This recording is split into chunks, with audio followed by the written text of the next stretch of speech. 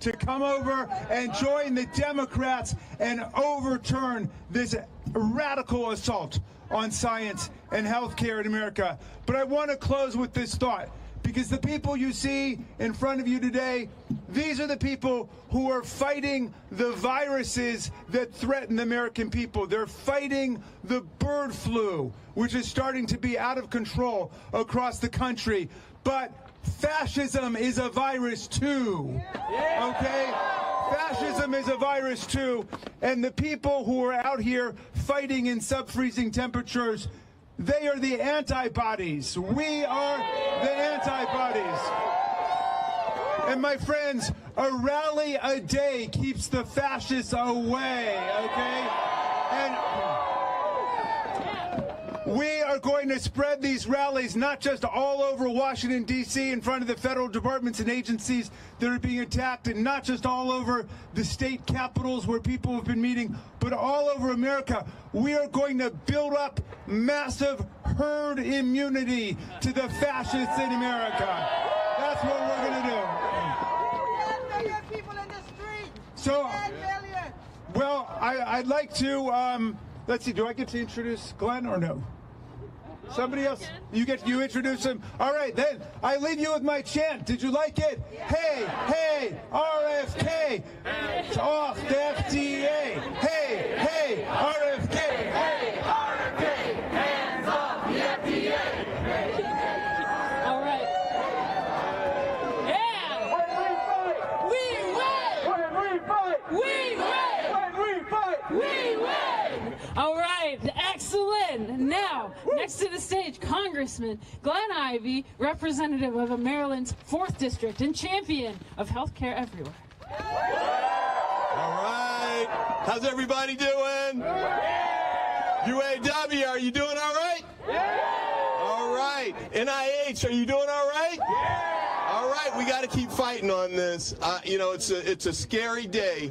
It's a scary period. I know it's been something for you all. I'm a cancer survivor. I lost my father to Alzheimer's and Parkinson combined. I lost my mother to heart disease.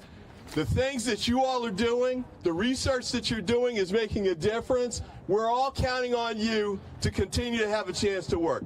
And that's why we're here to fight the administration to make sure we can continue allowing you all to do the basic research that we need to save lives, not just here in the United States, but across the world, right? Absolutely, absolutely. And we need to make sure we keep the pressure on every day. I really want to thank you all for coming out here today. When I heard the report of the weather last night, I said, man, it's going to be a low turnout event. But aren't we out here strong today? Yeah, out here strong today. I thought about the Montgomery bus boycott.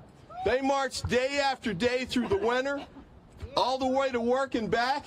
You guys are out here carrying on that tradition, and you're going to make a difference just like they did, right? Absolutely. We got to keep going. We need every mini march on Washington day after day to push this forward. We got to fight to take the Congress back. We got to wait 2 years to do it, but we're going to take it back, right? We're going to make Hakeem Jeffries the Speaker of the House in 2 years, right? Yeah, we got to make that difference, and we've got to make sure we keep pushing the Republicans now. I know it's important for us to try and fight to make sure government workers can keep their jobs today, and we're going to keep working on it day after day. But we've got to flip those 3 Republicans in the House to make them do it. Some of them represent government workers just like you, right? Some of them represent people who get sick from diseases you're doing the research on, right? Some of them represent people who are working to make a difference in science and make a difference in the country, right? That's why we know we're going to win. You're doing the right things. You're on the right side of history. You're on the right side of science. On to victory. Keep up the great work. Have a great day. let's go. Stand up. Fight back. Stand up. Fight back. Stand up. Fight back. Stand up. Fight back. Next up, we have one of our fearless researchers, postdoctoral researcher at Johns Hopkins University with UAW postdoc researchers organized, Dr. Jaime Yuhanan von Berhardi. Thank you very much. How you doing? There's a lot of cold here, but we are very far up, right? Yeah. So good afternoon, my fellow researchers, family, friends, future union siblings, and concerned citizens, also congressmen. I'm Dr. Jaime Eugenio von Benjardi. I am a scientist, as many of you are, here proudly representing Johns Hopkins Pro UAW, the future union for postdocs and research associates of Johns Hopkins University. Yeah. We are all here today in solidarity to support our national scientific research institutions and the many workers who make them run and have been attacked by the Trump administration and its executive orders. We are also here loudly to advocate for a strong federal agency that provides resources nationwide to its investigators whose interests are driven by curiosity, empathy, and duty to ourselves and our neighbors. Profit-driven scientific research is prone to bias and conflicts of interest, as the kind of trial and error inherent in scientific research often gets in the way of high profits and shareholder values. When a child has a rare form of cancer, the incentive to explore a cure or develop treatments lies in the fact that we, as a society, value human life. Most of us already know how difficult it is to do science under our current working conditions. We have low salaries and suboptimal benefits relative to the years of education and work experience we have gathered. All of us do unique work that only a few others can do. We work long hours and sacrifice weekends to advance our research. We even postpone advancing our personal lives, like starting a family or buying a home. And as many of you at Hopkins are immigrants, which is true for postdoctoral fellows across the country, I cannot tell you how difficult it is to do this life-altering work with the constant anxiety and the mental health toll that looms over us while we work, with the fear that losing our jobs also threatens our ability to stay here in the United States. The new administration, by butchering our budget and electing anti-science leadership, is exacerbating all these aforementioned problems. The funding it will only lead to the further detriment of America's ability to make discoveries, develop treatments, and advance technology. I stand in front of you all today not to sow despair, but to urge my fellow researchers to show our collective strength. Such strength is only obtained when we build community, support each other, and organize. As Hopkins Pro UAW, we will join our fellow researchers unions, such as the NIH Fellows Union, UMD Grad Labor Union, Teachers and Researchers United of Hopkins, and all the many unions taking action today across the country as a part of the higher education labor union movement in the fight against the unprecedented cuts that threatens the country's research, our patients, and our livelihoods. Yeah. Only through a coordinated effort across academia will we move the institutions. So I appreciate everyone for being here today and for the privilege to speak to you all on behalf of my union and academic researchers across the country. Solidarity to you all, today, tomorrow, and forever. All right. When I say science, you say yeah, science. Yeah. Science. Yeah. When I say healthcare, you say yeah, healthcare. Yeah. Healthcare. Yeah. And joining us now, also from Johns Hopkins, from True UE, we have graduate worker Marie Pierce. Hey y'all, it's amazing to see so many people here today. I'm going to be reading a statement from another worker at Johns Hopkins, another grad worker in our union who wasn't able to be here today, but our public health department has been really... Oh, can you guys hear me now? Okay, louder. Okay. Closer. It's amazing to see everyone here today. I'm going to be reading a statement on behalf of another worker from Hopkins who couldn't make it.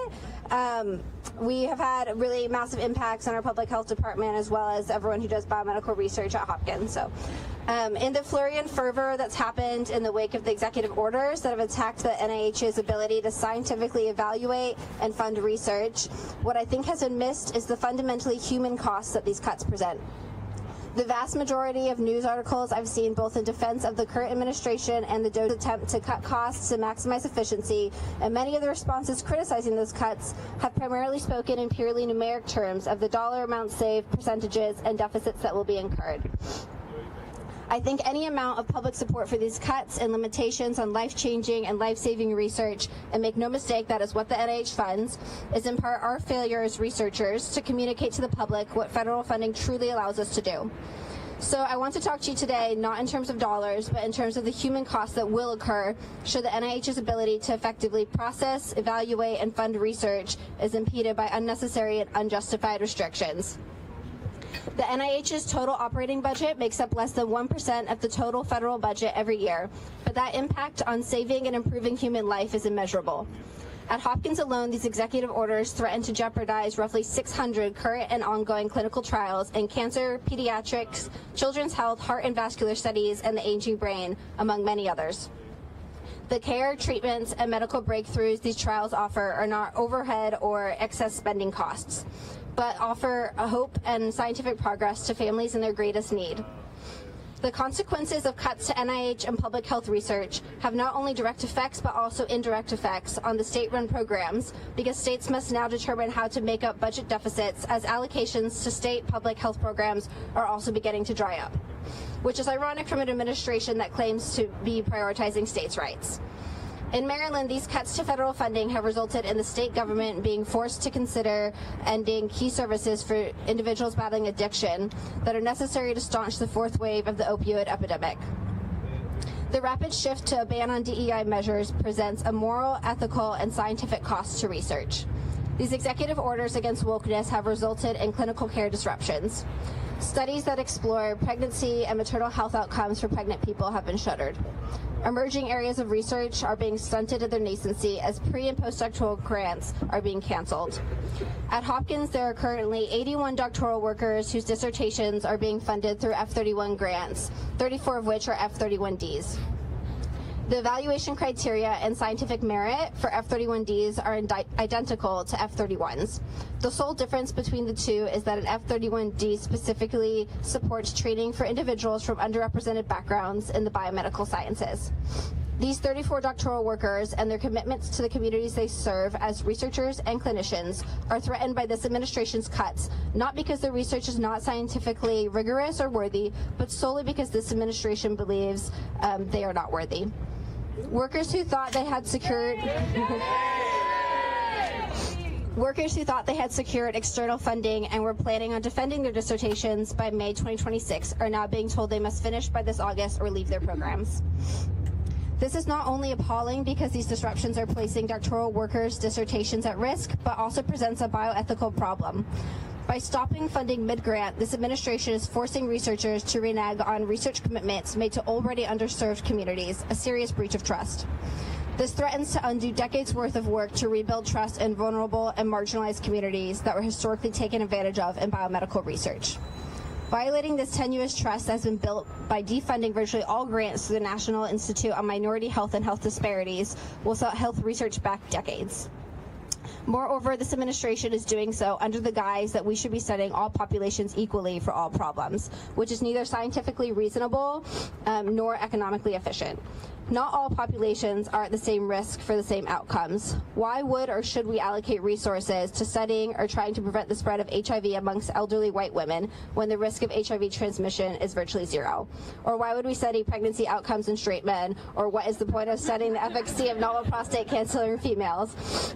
Diversity of background, experiences, and thought only strengthens research because it improves the number of eyes, angles, and perspectives on a problem. It causes us to reconsider issues and pose new and better questions. It pushes the field forward and allows for new answers and solutions to be found. Cuts to scientific research present no real benefits and all but guarantee preventable costs to human life. Fund, don't freeze!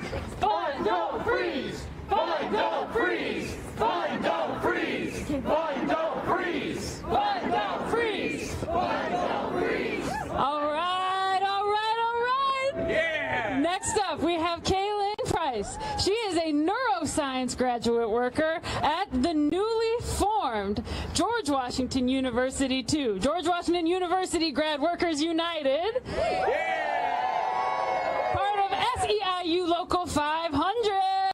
Yeah! What's up, everybody? It is such an honor to be here. My name is Kaylin Price. I'm a neuroscience graduate student, graduate worker with GWU2. So where are my GWU2 folks? We We just won our election 99.4% yes. Graduate workers are ready to work not just for science, but for the betterment of all mankind by doing research. We are organized because you have to be organized. You have to out-organize fascism. We are here with the SEIU Local 500 with amazing support, solidarity with all of the other workers here. And it is important that we understand exactly what is at stake right now. I am a proud HBCU educated scientist from North Carolina A&T State University, where I got my undergraduate degree in biology, and I know exactly what it means to do work that is great work with less than what you should have. My brilliant current advisor put it like this: cutting indirect costs is like telling a football team to do their work with only the players and the coach. No lights for the field, no physical therapist for the players, no water for the showers. Just tell them, get out there and do it. What's the problem? You've got to think about what they're telling you and why they're misleading you. They want you to be angry and misinformed, incensed and ignorant. They want you, Trump and his unelected billionaire backers, want you to look at the people like us making $20,000, $30,000, $40,000 a year, working late nights through the weekends because we believe that much in the work that we do as the enemy. We need 2 and 3 roommates to keep doing the work that we do because we believe it's that important. We are not the enemy. Our colleagues that we are also organizing with, who keep the fume hoods running, who keep the electricity running, are not your enemy. They're your neighbors, they're your friends, and they are helping to make sure that the work that we do is possible. It isn't just enough to have a good idea. You need a building to do it in. You need lights. You need clean water. You need all of the materials that keep a facility running. So saying facility and administration like it's a bad word is ignorant. It is unacceptable that we have to be out here begging for money that is already guaranteed. What they are doing is theft. They are stealing from you, from me, and it's crazy that it's tax season. I'm not even making that much, and I'm watching it go away. They want to fund $18 billion in government contracts to Elon Musk, but they're telling us that the work that we do is bloat and excess. So I want to leave you with a chant. More funding, not less. End research funding theft. More funding, not less. End research funding theft. More funding, not less. End research funding theft. Keep coming out here. Keep telling people what you do and why it's important. Let people know that we cannot survive as a society without the work that scientists, clinicians, and educators do every single day.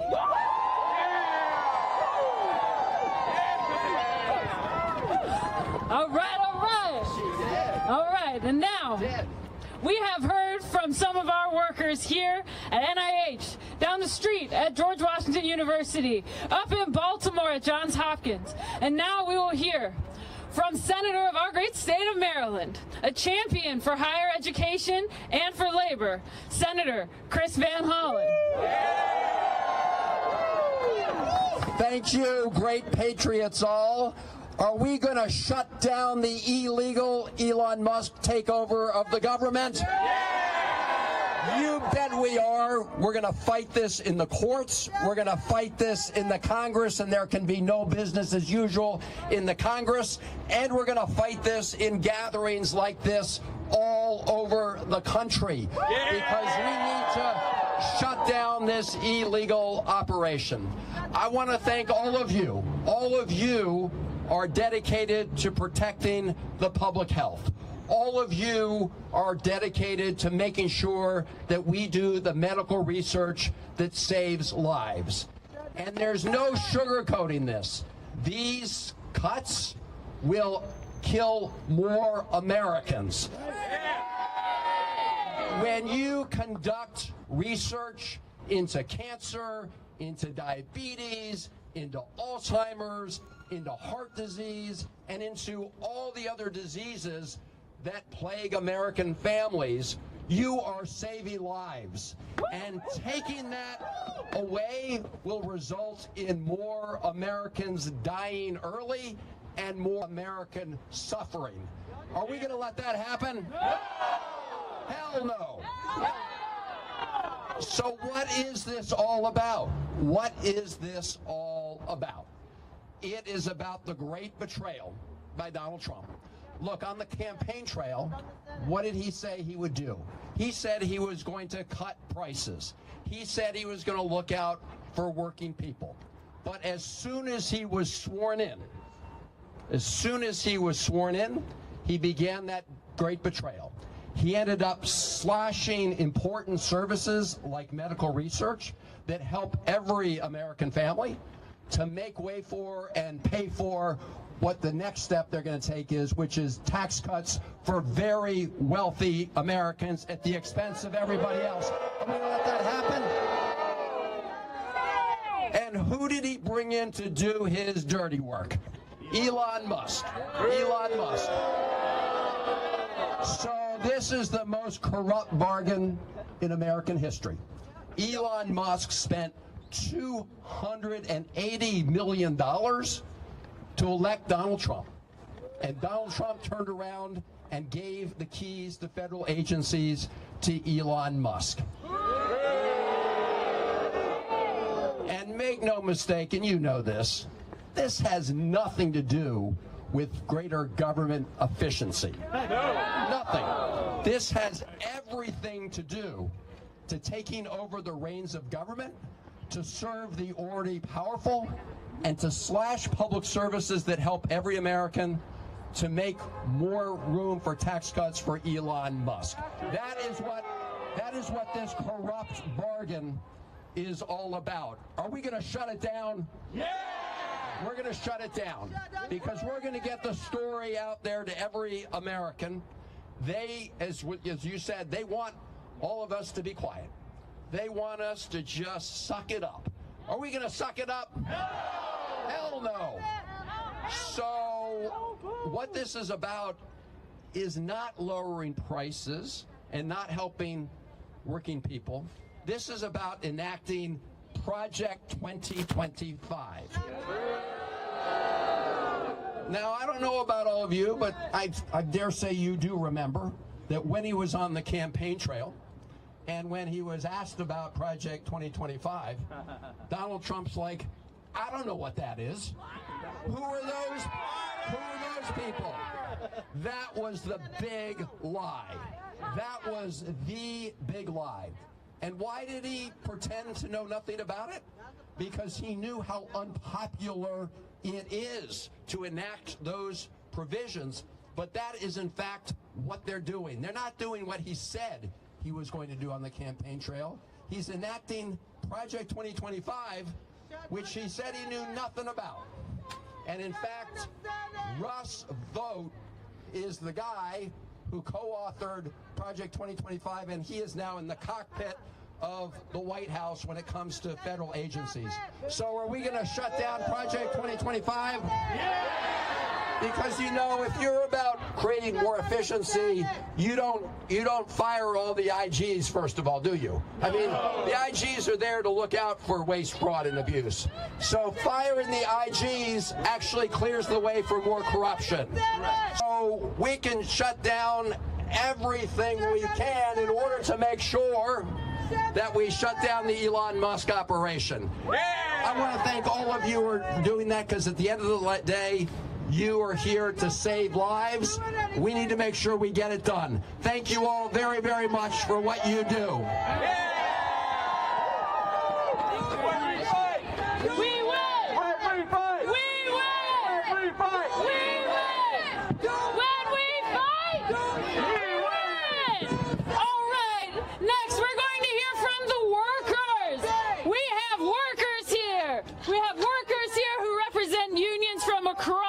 Maryland and DC. We've got workers from UAW, Pro-Stocks, researchers, organized, UAW Pro, can I hear you? We have researchers from UAW, Graduate Labor United, UAW Glue, UMD. We have researchers from George Washington University, SEIU Local 500. And of course we have researchers here from UAW 2750, NIH Fellows United.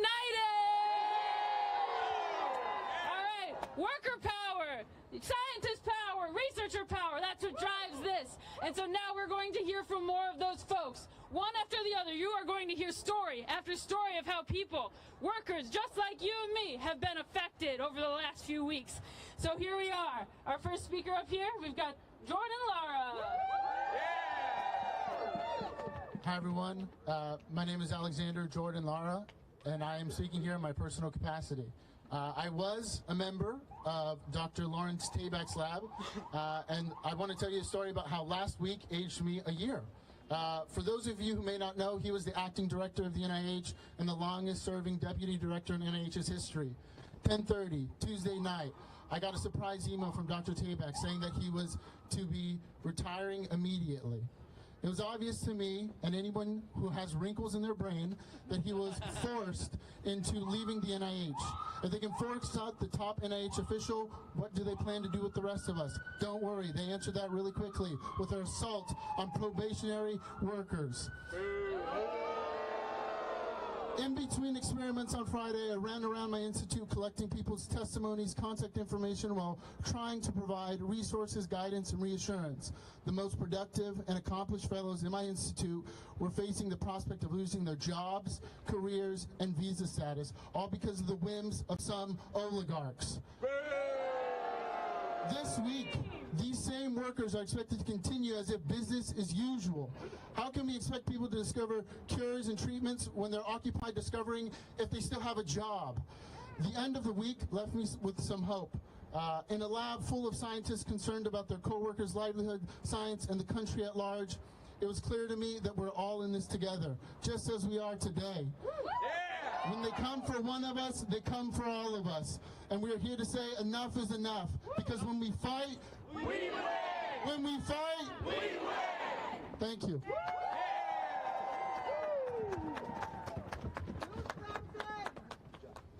Hello, everyone. My name is Milo Taylor, and I'm a member of UAW 2750, also known as NIH Fellows United. And frankly, I don't want to be here. I want to be in my lab focusing on my research. But I can't. I want to be building community with queer scientists that I have been proud to lead, but I can't. This is because on January 21st, the current administration instituted a ban on DEIA positions and programs in the federal government. Overnight, my group's website was taken down, and colleagues I'd worked beside for years were out of a job. 2 years of our blood, sweat, and tears, building networks, fostering community, and many more of history before us, reduced to broken links and uncertainty. In the wake of such a clear attack on my queer colleagues, how can any of us go about our day-to-day work? Through community, we have found a way. Despite bans on presenting our research, halts on funding, and direct attacks on our identities, we have passed candidacy exams, been accepted to graduate school, all while raising our voices to protect our fellow scientists. While some may think the administration's actions are a bold display of strength, I think they're a clear admission of fear. This administration knows the power we have when we stand together, and that's why they're trying to undermine us. You can eliminate DEIA. You can stall our research, but we are not going anywhere. We will work together to protect every single one of us.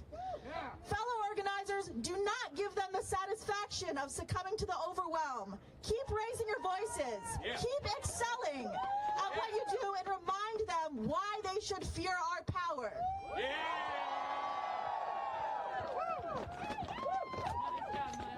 Hello, my name is Connor Phillips, and I'm with NIH Fellows United. Got it? Yeah. As you've heard from others today, the NIH is what makes the U.S. the world leader in biomedical research. The best scientists come here because we can solve the world's most challenging problems in health. You may not be able to tell by looking at me, but I have cerebral palsy. I am this healthy because of therapies developed in the U.S. that helped rewire my brain after a stroke, allowing me to live my fullest life. My experience inspired me to become a scientist at the NIH, where I have developed new therapies to improve the lives of other children with cerebral palsy and help develop a new understanding of how the brain functions. Now, as a result of these cuts from the Trump administration, I am prevented from continuing this research, even as an unpaid volunteer. When I hear people say these cuts are making our government more efficient, I am at a loss. How can that be true when I'm prevented from working for free? As someone who hopes to be a great scientist one day, I'm questioning whether that will be still possible in the United States. If this story speaks to you, call your senators and tell them to fund our science.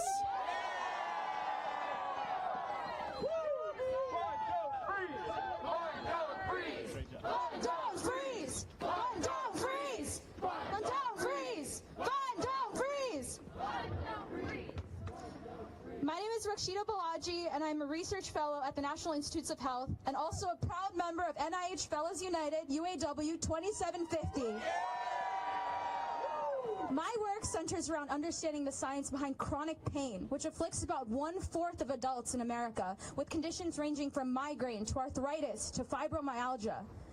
My colleagues and peers at the NIH are some of the most talented and passionate people I know and have had the absolute privilege of training alongside.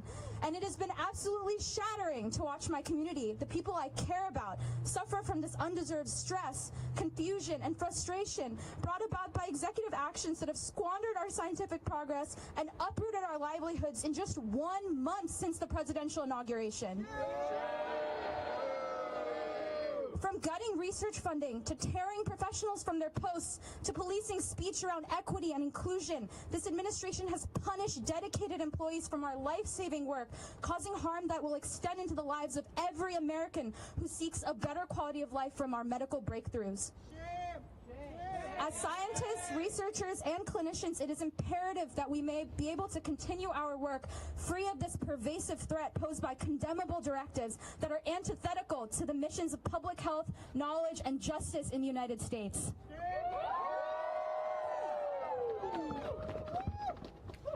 Hi all, I'm Dr. Amanda Shaver.